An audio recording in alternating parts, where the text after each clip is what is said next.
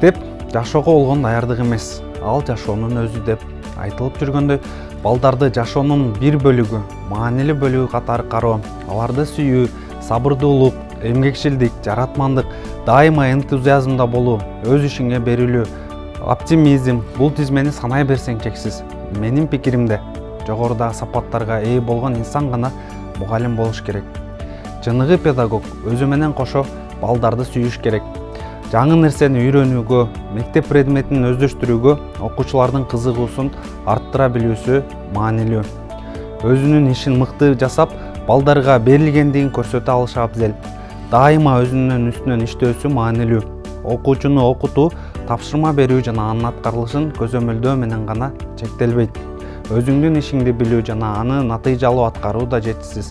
Эң негизгиси окуучунун муктаждыктарын, кызыгуусун, каалоолорун сезе билиш керек. Аларга сүйүү менен, каалоо менен билим берүүгө тийиш.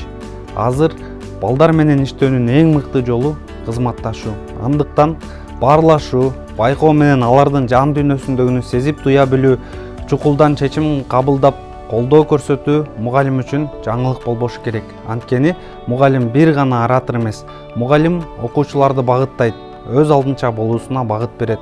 Оба кээде олуттуу мамиле жасап, талапты кое билүүсү да маанилүү. Анткени менен баары чеги менен болгону дурус. Балдар да мугалимде өздөрүнүн окшош инсан экенин сезе билүүсү зарыл. Сен бир гана билим берген олуттуу мугалим эмес, дос да, сырдаш да болгонуң мугалимдик кесипте натыйжалуу жыйынтыкка жеткирет. Окуусунда гана эмес, жашоосунда, тагдырында ийгиликтерди жаратышына себепчи болгон инсан болушу шарт. Кытай макалында айтылгандай, уксам унутам, көрсөм эстеп калам, жасаганда түшүнөм. Мугалим ар бир окуучусунун маселесинин чечилиш жолун издөө менен алардын ийгилигине кубанып, өксүктөрүнө кайгыра билүүсү анын иш аракетине орду толгуз таасирин тийгизет. Эгер мага мугалим деген ким? Бул суроого эки сөз менен гана жооп берчи десе, дос болуу деп жооп бермекмин. Мугалим билим берген гана киши эмес, ал окуучулардын өз алдынча болушуна жардам берген ардактуу инсан.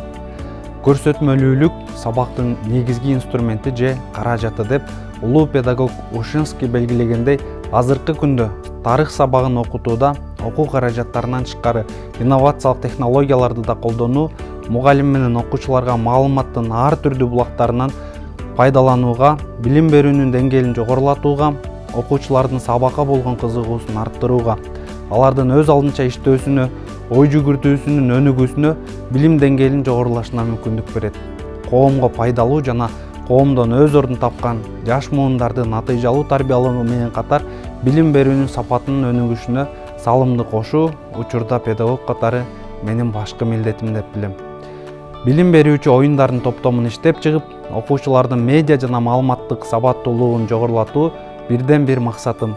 Мектеп программасындагы тарых предметинен окутулуучу тарыхый карталарды, тарыхый архитектуралык эстеликтерди жана тарыхый окуяларды 3D форматына өткөрүү аркылуу даярдоону жүзөгө ашырууга акырындап киришип жатам.